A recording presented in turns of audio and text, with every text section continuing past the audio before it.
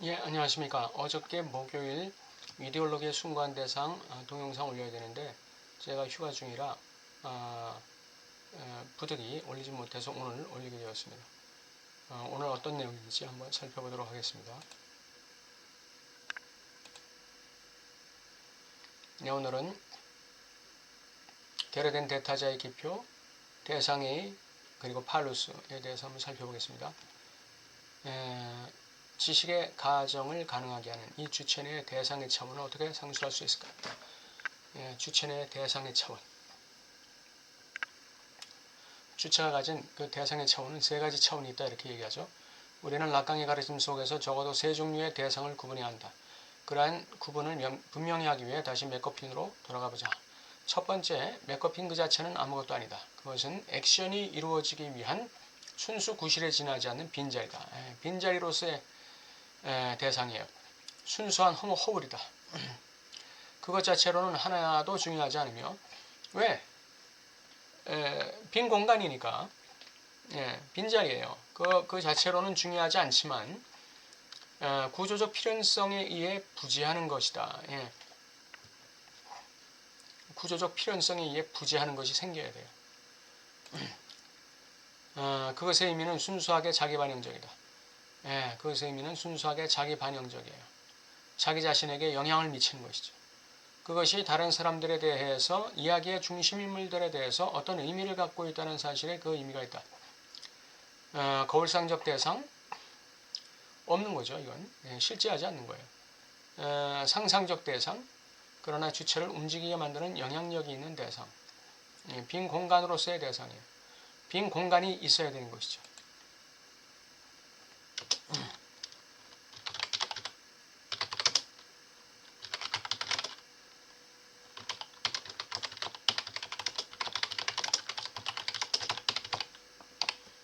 상징적 구조는 빈 공간을 그 중심에 반드시 필요로 하는 거예요. 그 중심의 그 빈자리. 그것이 상상적 대상이다. 주체내의 대상의 상상적 차원이다. 이렇게 볼 수 있습니다.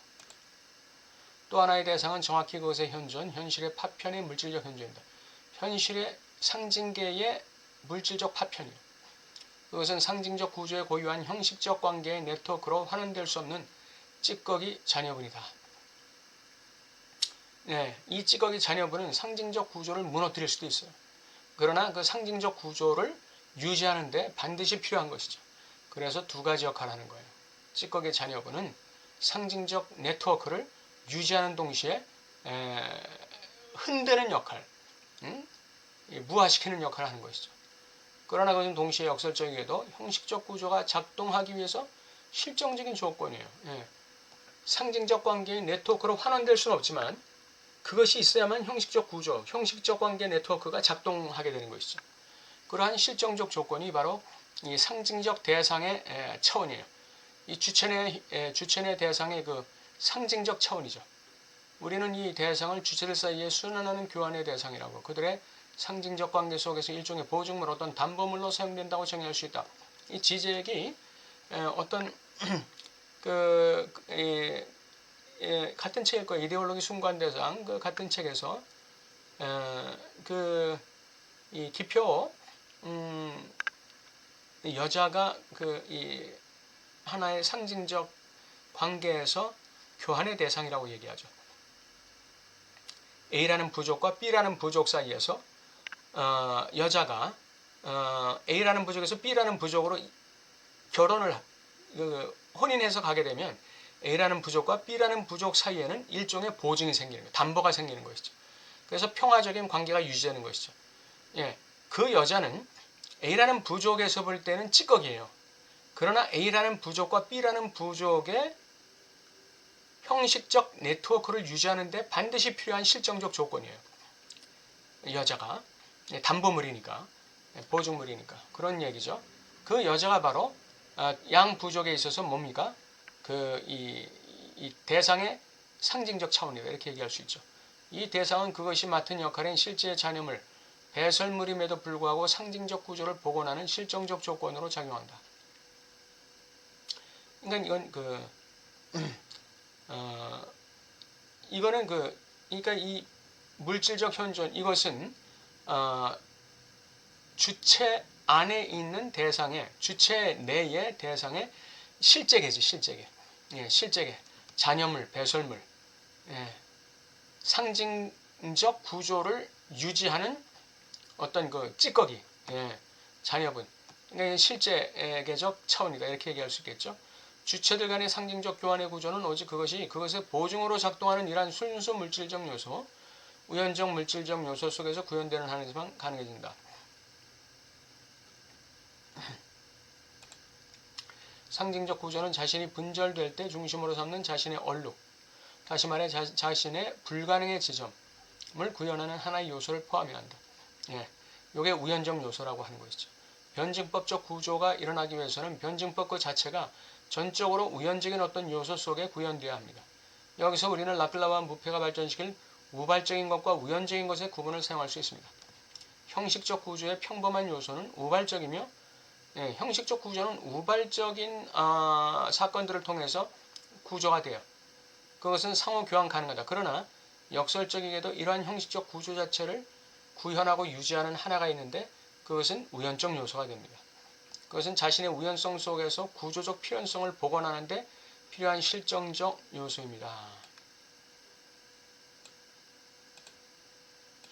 다시 말해 필연성이 우연성에 의존하고 매달려 있다는 얘기가 되죠. 세 번째 대상. 이 대상은 육중하고 중압감을 주는 물질의 현존이다. 그것은 단지 불가능한 향유의 말없는 구현. 이 세 번째가 실제적 차원인지 아니면 두 번째가 실제적 차원인지 제가 아직도 약간 확실하게 이해는 안 돼요. 형식적 관계 네트워크에서 미끄러진 이 찌꺼기 잔여분 이게 그 실제적 차원인지 아니면은 이 육중하고 중압감을 주는 물질의 현존 이게 실제적 차원인지 이건 분명히 실제적 차원이거든요. 그것은 단지 불가능한 향유의 말없는 구현물이다. 이걸 실제로 예로 본다면 이 순수 물질적 요소 여기서 말하는 물질적이다 하는 것은 어떤 이 실제계적 차원이 아니라 상징계적 차원으로 보는 것이 맞지 않을까. 그러니까 상징적 네트워크 안에서 미끄러지는 어떤 찌꺼기로서의 상징이 있다. 예, 찌꺼기로서의 상징. 그렇게 본다면 이게 상징계적 차원이 두 번째가 상징계적 차원이 될 것이고 세 번째가 실제계적 차원이 될 것인데 끝까지 한번 읽어보겠습니다. 정리해보면 팔루스는 실제에 대한 냉정하고 상상적 대상이며 향유를 구현하는 이미지다. 그러니까 이 팔루스라는 건 상상적 대상이에요. 상상적 대상. 어떤 실제계적인 대상의 상상적 이미지. 이게 이제 팔루스예요. 상상적 이미지로서의 대상. A. 이건 분명해요. 맥커피는 해석의 상징적 운동을 작동시키는 잔여분 결여, 상징적 질서의 빈 공백이다. 설명되고 해석되어야 할 미스테리 순수한 허울이다. 즉 상징계의 중앙에 있는 공백으로서의 실제적 대상이다. 이게 이제 두 번째인데 이것을 상징계 중앙에 있는 공백으로서의 실제계적 대상으로 보는 게 맞겠어요. 예, 실제계적 공백. 그러니까 이 두 번째는 현실의 파편으로서의 물질적 현존, 이 찌꺼기 잔여 이것을 실제계적인 주체 내의 실제계적인 대상의 차원이다. 이렇게 볼 수 있겠어요. 마지막으로 교환의 순환 대상은 기표이다. 결여된 대타자의 기표예요. 상징적 질서가 구조화될 때 중심으로 삼는 불가능성을 구현하는 상징적 대상. 상징적 질서가 가장 큰 미스테리는 어떻게 그것의 필연성이 전적으로 우연적인 실제와의 조의 충격으로부터 생겨나는가이다. 예. 상징적 대상으로서의 대상 A입니다. 그러니까 상징계 중앙에 있는 공백으로서의 실제적 대상 이건 이제 두 번째였고 마지막은 교환 대상으로서의 그 대상 A예요. 그러니까 상징적 질서가 구조화될 때 중심으로 삼는 불가능성을 구현하는 상징적 대상. 상징적 질서의 구조화는 불가능해 를 구현하는 상징적 대상. 상징적 질서가 가진 가장 큰 미스테리는 어떻게 그것의 필연성이 상징적 질서가 구조화되는데 반드시 필수적인 그 필연성이 어떻게 우연적인 실제와의 조우의 충격으로부터 생겨나는가.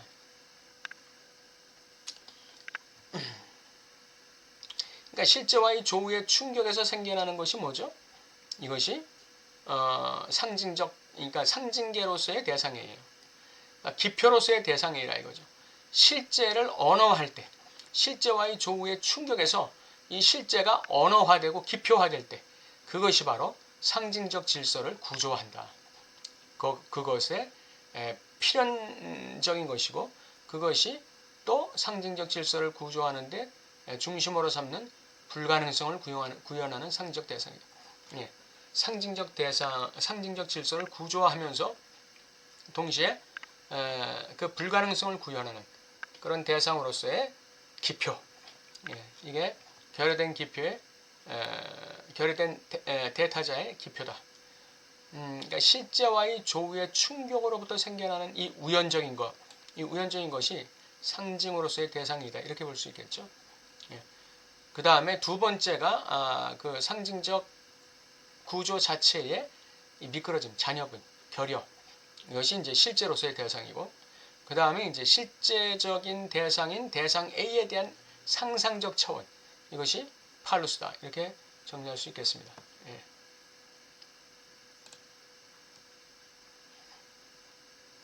오늘 주체 내 대상의 세 가지 차원에 대해서 얘기했는데 좀 헷갈리시죠? 저도 상징적 대상의 차원과 실제적 대상의 차원이 완벽하게 이해되진 않은 상태였어요. 제 지식의 짧음에 대해서 또 한번 안타까움을 느끼면서 오늘 여러분께 죄송하다는 말씀을 드리고 강의를 마치겠습니다. 감사합니다.